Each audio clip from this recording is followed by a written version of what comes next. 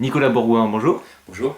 Vous publiez aux éditions L'Harmattan, La République contre les libertés, le virage autoritaire de la gauche libérale, 1995-2014. Alors pouvez-vous vous présenter d'abord, s'il vous plaît, et ensuite présenter votre ouvrage en quelques mots? Voilà, donc je suis enseignant-chercheur, démographe, sociologue. Je suis spécialisé dans les questions de sécurité. J'ai travaillé sur le contrôle social, sur les théories du contrôle social, sur l'histoire du contrôle social depuis une vingtaine d'années. J'ai fait 3 ouvrages. Le premier est celui qui embrasse la période la plus large, 1925-2006. Le second est consacré à la révolution sécuritaire qui débute en 1976, à l'époque de la rédaction du rapport Perfit, qui se poursuit jusqu'en 2012. Et un moment clé de cette révolution sécuritaire, c'est la conversion sécuritaire de la gauche. Pourquoi c'est important? Parce que la gauche a toujours privilégié dans sa philosophie pénale la liberté par rapport à la sécurité. C'est un axe fort de sa politique pénale et elle a critiqué très vivement les lois quand elle était dans l'opposition, donc dans les années 70, les lois du quinquennat, du septennat Giscard, donc la loi Perfit par exemple, sécurité et liberté. Et donc il y a un renversement, il y a une révolution en fait idéologique à ce niveau-là. Et puis c'est important aussi parce que quand la gauche devient sécuritaire, ça crée un sens commun, on va dire sécuritaire, qui va complètement transcender les clivages politiques et qui va donner lieu aussi à une surenchère de la part de la droite. On l'a vu à l'occasion du vote de la loi antiterroriste, la loi Cazeneuve de l'automne dernier. Clairement, la droite a fait une surenchère sur une loi qui était déjà liberticide. Donc il n'y a plus d'opposition finalement de gauche, on va dire, pour la liberté.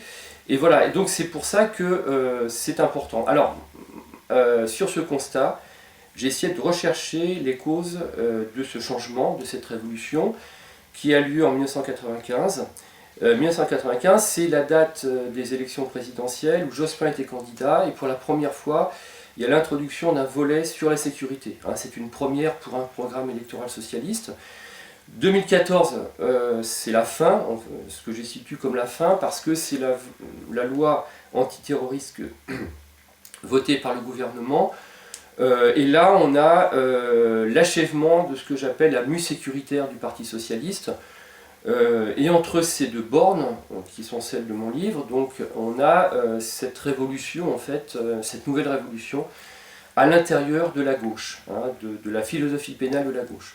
Voilà, et je suis allé rechercher les causes économiques, parce que c'était l'objet de mon précédent livre, qui était une approche marxiste de la révolution sécuritaire. Et là, on a affaire aussi à ce même mécanisme où on a à la fois une conversion libérale et une conversion sécuritaire. En fait, les deux vont ensemble. La révolution libérale et la révolution sécuritaire sont quasiment des sœurs jumelles. Elles naissent en même temps, elles évoluent de la même manière et elles grandissent, je dirais, de la même façon. Voilà, et donc pourquoi j'appelle la gauche libérale? Simplement parce que c'est un choix libéral aussi de faire du sécuritaire. Voilà, donc les livres que j'ai écrits précédemment, les 2 livres qui ont pour objet le contrôle social, avaient un format plus universitaire. Ils s'adressaient à un public, un lectorat quand même assez ciblé.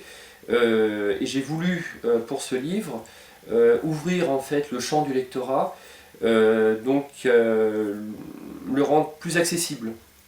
Voilà, c'est l'objet finalement de ma démarche aussi, c'est de pouvoir donner à réfléchir, proposer des réponses et, si possible, le faire pour un public plus large que celui donc cantonné dans les ouvrages universitaires, c'est-à-dire les travailleurs sociaux, les universitaires, les gens qui travaillent sur cette question-là. Voilà, c'est pour en fait ouvrir le débat.